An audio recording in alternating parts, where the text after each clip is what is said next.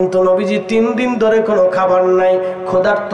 হযরত জাবের বলেন, ইয়া রাসূলুল্লাহ, আপনি ক্ষুধার্ত আগে কেন বলেন নাই? নবীজি আগে যদি বলতেন কেন বলেন নাই ইয়া রাসূলুল্লাহ, আমি জাবের কি মরে গেছি। হযরত জাবের বললেন, হুজুর আপনি বসেন, আমি আসতেছি, বাড়ি থেকে খোঁজ নিয়ে আসি। হযরত জাবের দৌড়ায় চলে গেলেন তার বাড়ি, জাবালে আবু সিলা পাহাড়, যেখানে নবী 3 দিন কেঁদেছিলেন। যদি কখনো হজে যান, উমরাতে যান, আমি ঠিকানা বলে দিলাম, মুআল্লিমকে নিয়ে এই জায়গাগুলি আপনারা ঘুরে আসবেন, দেখে আসবেন, তাহলে হজ করার আত্মতৃপ্তি অন্তরে আসবে।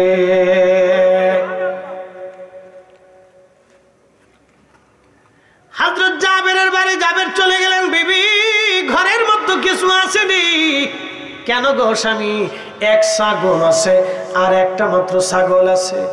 বিবি রে, ছাগল জবাই করে দিয়ে যাচ্ছি, গম রুটি পিসো, গম পিসো, রুটি বানাও, আমার রসুল 3 দিন ধরে ক্ষুধার্ত, নবীকে দাওয়াত দিব।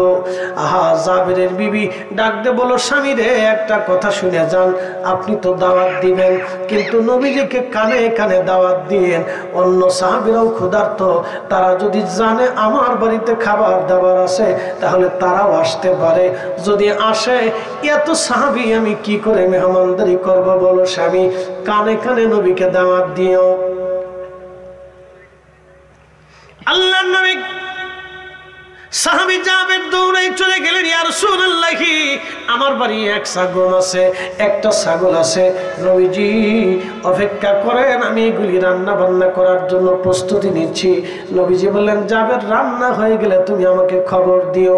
হযরত জাবের চলে গেলেন বাড়ি, গোশত বানাইয়া রান্না বান্নার কাজে সাহায্য করলেন। রুটি বানানো হলো মাত্র 1 সা, 3.5 সের বরাবর, 1 সা গম মাত্র 3.5 সের বরাবর, এইভাবে রুটি বানানো হলো। আর একটা ছাগল জবাই করে দেওয়া হলো, গোশত বানানো হলো। রান্না বান্না শেষ, হযরত জাবের দৌড়ায় গেলেন, কানে কানে বলেন, ইয়া রাসূলুল্লাহ, আমার বাড়ির রান্না শেষ, নবীজিকে আমার বাড়িতে আজকে দাওয়াত।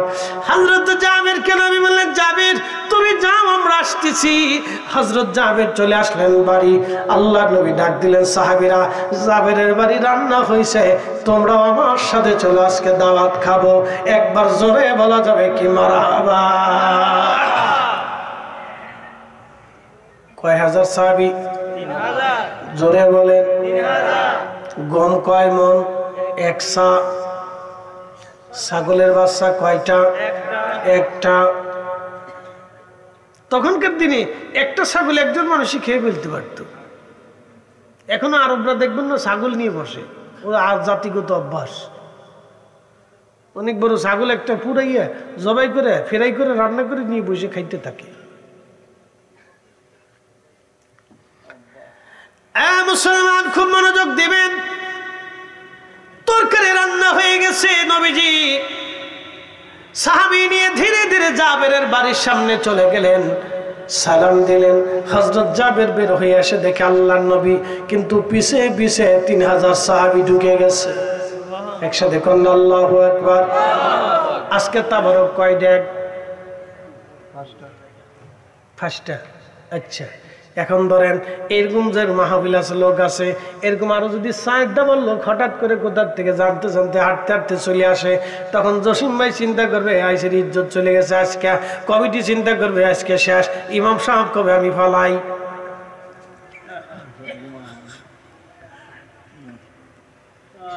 কি কথা কথা কে হুজুর, আপনি যদি ঘুমাই পড়ে তাহলে জাতি ঘুমাই পড়বে শেষ। ক্লান্ত তো বয়স হয়ে গেছে, ডায়াবেটিসের রোগী, সমস্যা আছে। ডায়াবেটিসে যারা ধরে তার জিন্দিগি শেষ।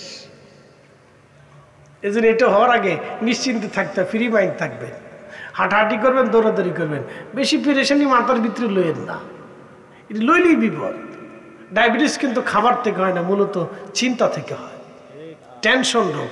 আজকে একটা ওষুধ দিয়ে যাই, সারা জীবন মনে রাখবেন, চিন্তা রোগ খুব ভয়াবহ রোগ, এটা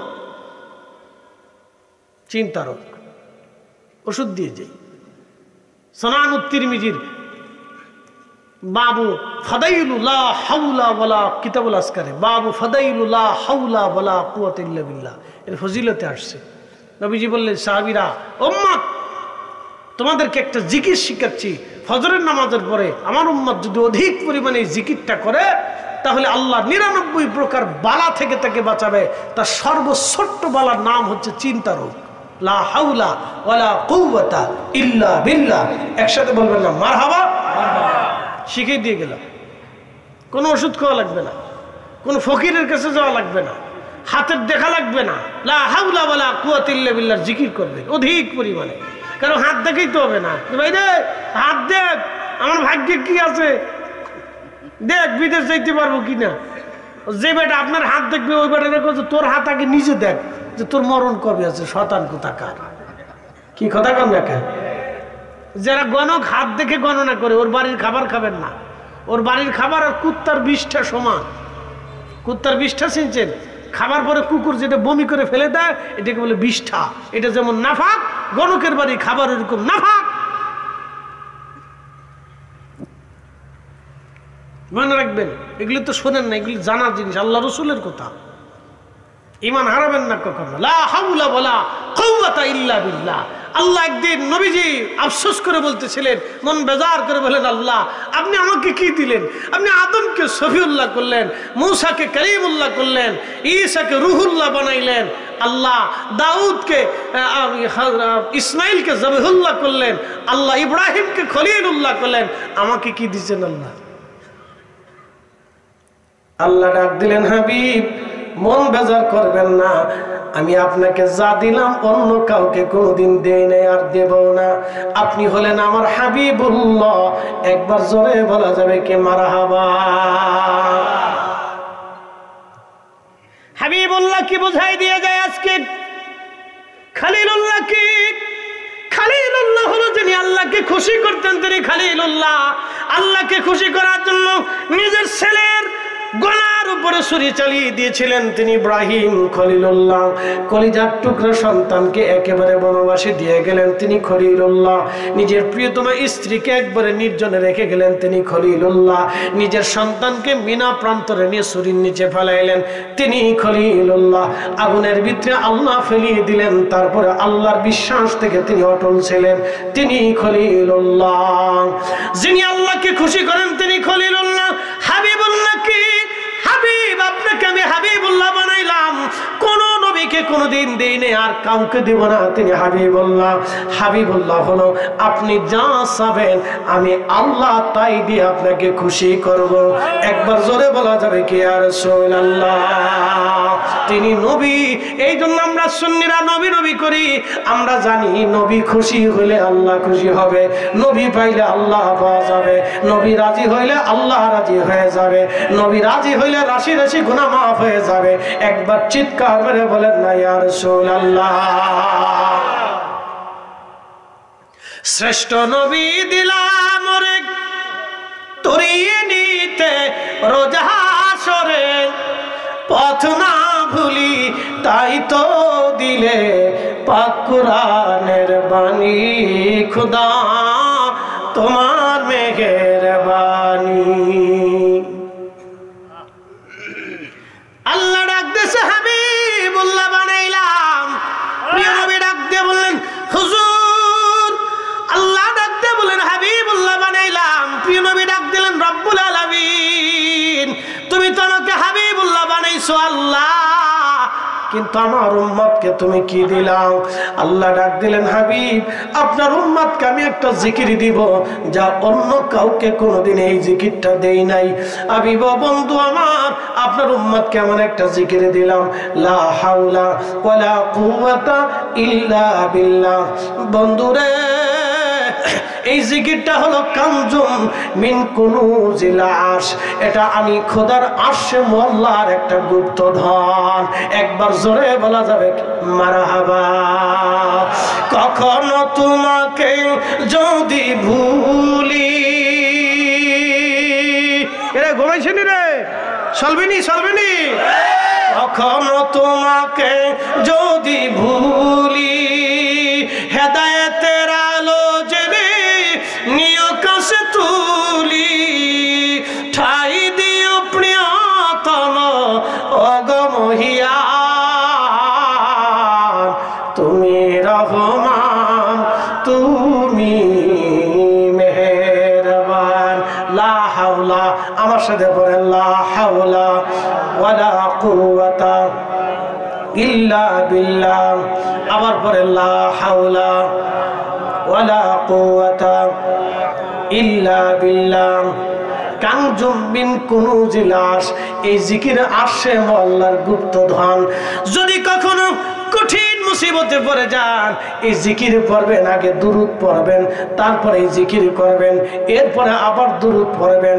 এশার নামাজ পড়ে যদি আমলটা করতে পারেন, এরপরে আপনি যদি হাত বাড়ায় দোয়া করতে পারেন, বলে দিয়ে যায় প্রথমে 100 বার দুরূদ শরীফ পড়বেন, তারপরে লা হাওলা ওয়ালা কুওয়াতা ইল্লা বিল্লাহ 499 বার পড়বেন।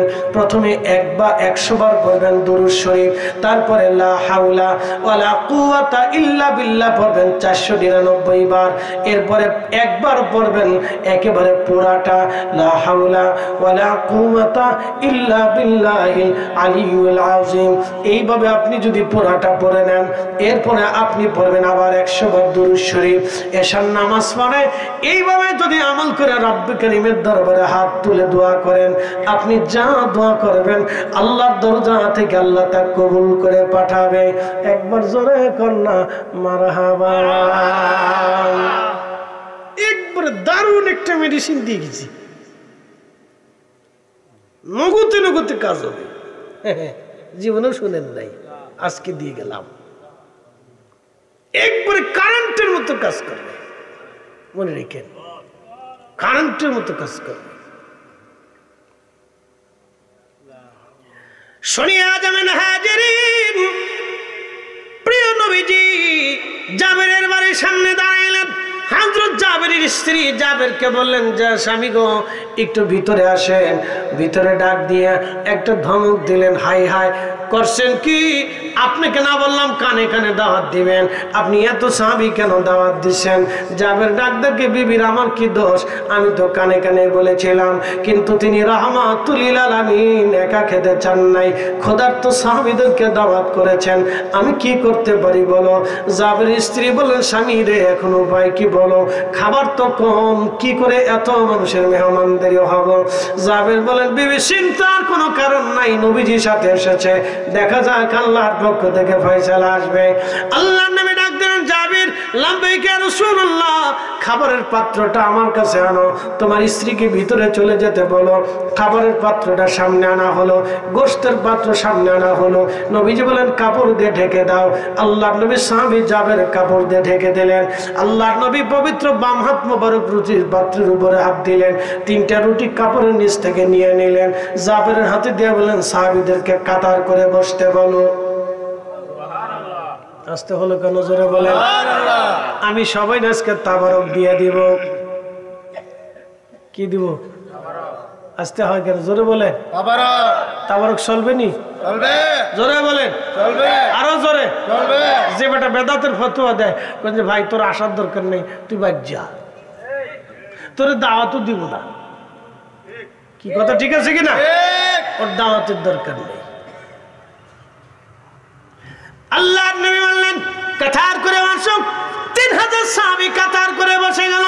3টে করে রুটি নিলেন, 1 চামচ গোশত নিলেন, দিতে দিতে একজন না দুইজন না 3000 সাহাবীর সামনে 3টে করে রুটি দিলেন। 3000 সাহাবী 3টে করে যদি রুটি পায় তো রুটি গেল কয় হাজার? আরো জোরে। ছাগলের গোশতের চামচ কয় হাজার? 3000 চলে গেল। ছাগলের গোশতের তরকারি মাত্র একটা ছাগল, রুটি মাত্র 1 সা, 3000 রুটি চলে গেল। এবার হিসাব কষেন। 3000 সাহাবী খাওয়ার পরে প্রিয় নবী ডাক দিলেন, জাবের মদিনাতে ঘোষণা দিয়ে দাও, কারা কার বাড়ি খাবার নাই তারা যেন তোমার বাড়ি আসে।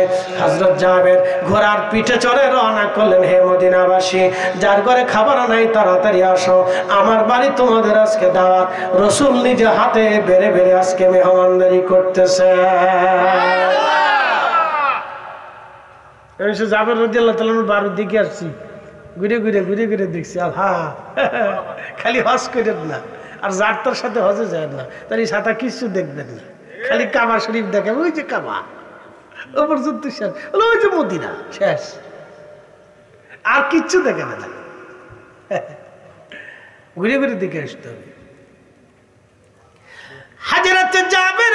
নবীর সামনে হাজার হাজার মানুষ, গুনতে গুনতে 15,000 মানুষ উপস্থিত, বাচ্চা কাচ্চা, মহিলারা, বৃদ্ধ, যুবক, সব 15,000 বসে গেল। আল্লাহর নবী 3টা করে রুটি দিলেন। এবার বলেন রুটি গেল কত হাজার? 40,000। আগে গেল 9,000, মোট রুটি গেল 54,000। একসা গম, একসাথে ধরে বলবেন কি মারহাবা। হাত কার? নবীর হাত। ধরে বলেন কার হাত? জোরে বলেন। রুটি গেল কয় হাজার? 54,000। গমে একসা, একটা ছাগলের বাচ্চার মেহমানদারি চলতেছে। নবীজি 3টা রুটি নিলেন, একটা রুটিও বেশি নিলেন না। আর আমরা হলে চিন্তা করতাম 4টা মিলে যায়।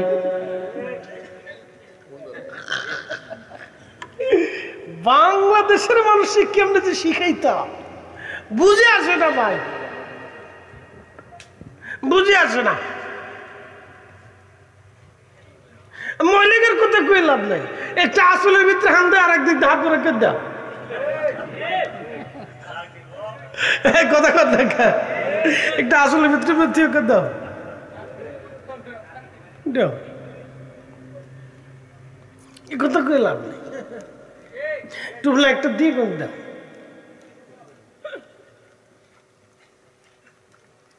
আল্লাহ নবী 3টে রুটি নিলেন, বরাবর একটাও বেশি নেন নাই। জাবেরকে বলেন জাবের রে, এবার রুটি যা আছে সব তোমার, গোশত যা আছে সব তোমার। হযরত জাবের বলেন আল্লাহি বিল্লাহি তাল্লাহি, আমি রুটির পাত্র থেকে কাপড় উঠে দেখলাম রুটি যা সেই পরিমাণে আছে, কমেও নাই বাড়েও নাই। গোশতের পাত্রের উপর থেকে কাপড় টান দিয়ে দেখি গোশতের তরকারি যা, কমেও নাই বাড়েও না। একসাথে যারা বলেন আল্লাহু আকবার, যারা বলেন ইয়া রাসূলুল্লাহ। তাহলে আমরা বন্টন করার সময় কি সমানে সমান হবে না বেশি কম হবে? আরো জোরে বলেন সমানে সমানে সমান, সমানে সমানে সমান। এই জন্য আমাদের দেশের অর্থ বিভাগে সমান বন্টন হয় না, কৃষিখাতে সমান বন্টন হয় না, বিভিন্ন খাতে সমান বন্টন হয় না। ডান বাম হওয়ার কারণে আমরা গরিব মানুষ বিপদে পড়ে যাই। ভিক্ষুকের টাকা চুরি হয়ে যায়, কানার টাকা চুরি হয়ে যায়, বোবার টাকা চুরি হয়ে যায়, ফকিরের টাকা চুরি হয়ে যায়, বৃদ্ধের টাকা চুরি হয়ে যায়, বিধবার টাকা চুরি হয়ে যায়, এতিমের টাকা চুরি হয়ে যায়, রাস্তার টাকা চুরি হয়ে যায়, ওষুধের টাকা চুরি হয়ে যায়, গমের টাকা চুরি হয়ে যায়, জবের টাকা চুরি হয়ে যায়, খাবারের টাকা চুরি হয়ে যায়, শালির টাকা চুরি হয়ে যায়। কথা কর না কেন, ঠিক কিনা? বিরাট কষ্টে আছি, রাসূল করিমের মহান মুজিজা শুনাইলাম। তাবারক কি চলবে? আসতে বলেন চলবে, জোরে বলেন চলবে, মিলাদ মাহফিল চলবে, কোরআন খতম চলবে, দোয়া মাহফিল চলবে, মিলাদুন নবী চলবে। বাস আমার মিছিল শেষ, সামনে নির্বাচন আসতেছে, রেডি টেডি হন। 100 টাকায় সারা মাস বেড়ে কমেছে। মার্কা আসেনি রে? আছে। কোনছে মার্কা? কলস। আরো জোর কলস। জোর হয় না কেন? কলস। জোরে বলো কলস। আমার ভাইয়ের চরিত্র ফুলের মতো চরিত্র, আমার ভাইয়ের চরিত্র ফুলের মতো পবিত্র। গম চুরি করে শেষ করছে। এটা কুয়েন না, সারা রাত ধরে মিশা কথা কুয়েন না, স্লোগান অন্যটা দেন, পবিত্র বানেন না। লা হাওলা ওয়ালা কুওয়াতা ইল্লা বিল্লাহ। ফুলের মতো পবিত্র একমাত্র আমার রাসূলের চরিত্র। এই কথা বলেন, ওয়া ইন্নাকা লাআলা খুলুকিন আযীম। এটা কুয়েন না, মিশা কথা কুয়েন না।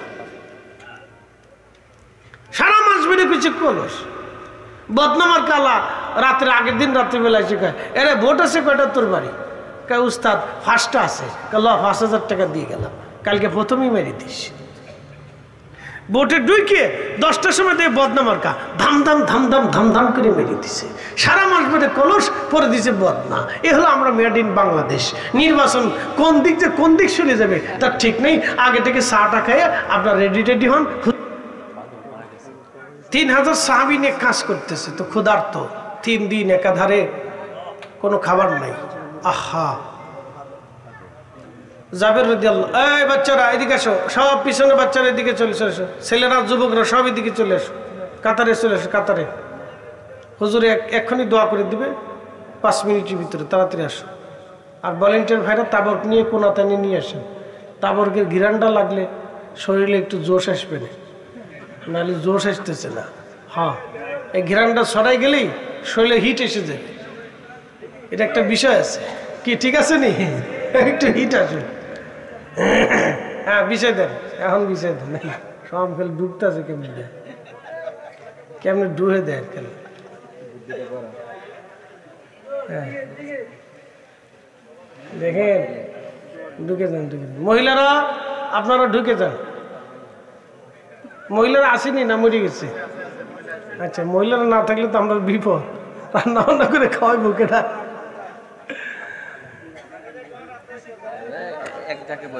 सबसे औला आला हमारा नबी, सबसे औला आला हमारा नबी, सबसे वाला आला। ए बच्चारा सामने জায়গা আছে দেশে। अपने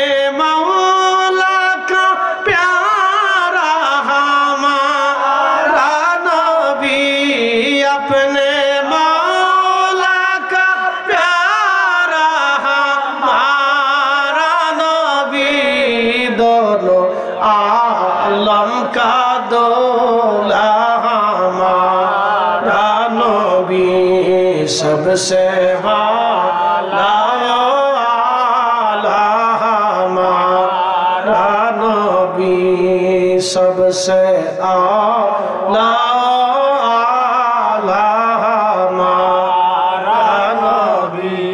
माशाআল্লাহ, সবাই ভিতরে ঢুকে দেন। যুবকরা, তরুণরা যা আছে সব কাতারে কাতারে সামনের এখানে জায়গা আছে, চলে আসো। হ্যাঁ, শেষ দিতেছি, শেষ। ওই যে তারপরে আনতে গেলাম, ওটির ঘেরান পালি শরীরের হিট আসবে না বললাম। আচ্ছা, নিয়ে আসো, নিয়ে আসো, নিয়ে আসো। হ্যাঁ, ঠিক আছে, একসাথে কর না, মারহাবা। নবীজি খাল খনন করতেছিলেন। আল্লাহর নবী একটা হাতুড়ি নিলেন, ভয় নাই, বেশি লম্বা করবো না, শেষ। নবীজি একটা হাতুড়ি নিলেন। এই যারা মিলাদের পরে আইসো তারা কি লেগে আইসো কত? হ্যাঁ হ্যাঁ, দেখছো নি, আজকে ধরা খেয়ে গেছে। ওখান যদি বের হইস তাহলে আর তাবারক দেবো না, কিন্তু ভাই তারা এটি ঢুকাইছি, দেখলি কেমনে ভুরুত ভুরুত করে দৌড় দিছে। ওরা মনে করছে যে হুজুরে আজকে এক্ষুনি তাবারক দিয়ে সেরি ফেলাইলে আমরা পরে গেলে পাইতাম না। আচ্ছা, অসুবিধা নেই, 5 মিনিট। নবীজি হাত দিয়ে আঘাত করলেন। 10 ফিট চওড়া একটা পাথর, 10 ফিট ডিপ, 10 ফিট দৈর্ঘ্য এবং প্রস্থ, বিরাট পাথর। আঘাত করার সাথে সাথে পাথরের ভিতর থেকে আগুন বের হয়ে আসলো। 3টা খণ্ডে পাথর ভাগ হয়ে গেল। নবীজি মুস্কি হাসি দিয়ে বললেন, সাহাবীরা রে, রোম সাম্রাজ্য মুসলমানদের বিজয় হবে। একসাথে জোরে বলবেন না মারহাবা। কি সাম্রাজ্য? রোম সাম্রাজ্য। বাংলাদেশের সেনাপ্রধান যদি এখন বলে আমরা ন্যাটো বাহিনীর সাথে যুদ্ধ করব, ন্যাটো তো বুঝতেছেন 27টা দেশের সাথে যুদ্ধ, তার মানে সাথে আমেরিকা, এরপরে ব্রিটেন, ফ্রান্স, জার্মানি, এরপরে আপনার আরো অনেকগুলি দেশ। এই বিরাট বড় শক্তিধর দেশ দিয়ে হলো ন্যাটো। বাংলাদেশের সেনাপ্রধান যদি বলে আমরা ন্যাটোর সাথে যুদ্ধ করব, তাহলে আমরা বলবো সেনাপ্রধানকে অব্যাহতি দেওয়া হোক, তার অন্তত বিশ্রামে পাঠানো হোক। এত বড় বাহিনীর সাথে যুদ্ধ করে মরার চাইতে আমার দেশে ঘুমাই থাকা অনেক ভালো। কথা ঠিক আছে না? কিন্তু ওই সময় রাসূল উপস্থিত, মাত্র 3000 সাহাবী নবীদের সাথে। নবী বলেন রোম সাম্রাজ্য বিজয় হবে। মুনাফিকরা কয় হায় হায়, দেখছনি মুসলমানরা কত বড় বোকা। কিন্তু সেই দিন ইমানদার সাহাবীরা বিশ্বাস করে নিল আমার নবী যা বলেছে এটাই সত্য। আল্লাহ রাসূলুহু আলাম, আল্লাহ জানে নবী জানে, আল্লাহ জানে নবী জানে। আমরা সুন্নিরা মানি আল্লাহ জানে নবী জানে। কথা বলেন ঠিক কি না? কে জানে? আল্লাহ জানে। তারপরে কে জানে? জোরে বলেন আল্লাহ জানে আল্লাহ জানে, জিকির করে মুখস্থ করে, আল্লাহ জানে, আল্লাহ জানে, আল্লাহ জানে। এটা কি আমাদের আকীদা না সাহাবীদের আকীদা? সোয়া লক্ষ সাহাবীর আকীদা, সোয়া লক্ষ সাহাবী। মানে আমরা যদি বেদাতি কও তাহলে সাহাবীদেরকে বেদাতি কয়ে দেখো যে তোমার 14 পুরুষের হিসাব আমরা তলব করে নিবানি যে তুমি কোন জাতের লোক। কথা কোন ঠিক কি না? আল্লাহর নবী দ্বিতীয়বার আবার হাতুড়ি দিয়ে আঘাত করলেন। আঘাত করার সাথে সাথে বাকি পাথরগুলি আরো 3টা করে খণ্ড হলো, আগুন বের হয়ে আসলো। নবীজি ডাক দিলেন, সাহাবীরা রে, পার্সিয়ান সাম্রাজ্য মুসলমানদের বিজয় হবে। পার্সিয়ান সাম্রাজ্য বর্তমান রাশিয়া, চীন, উত্তর কোরিয়া, এরপরে ইরান, ভেনিজুয়েলা, এই বিরাট একটা দেশ, বিরাট একটা জোট। এই জোটের নাম ধরেন পার্সিয়ান সাম্রাজ্য। এই বিরাট বড় জোটের সাথে আমরা কি করে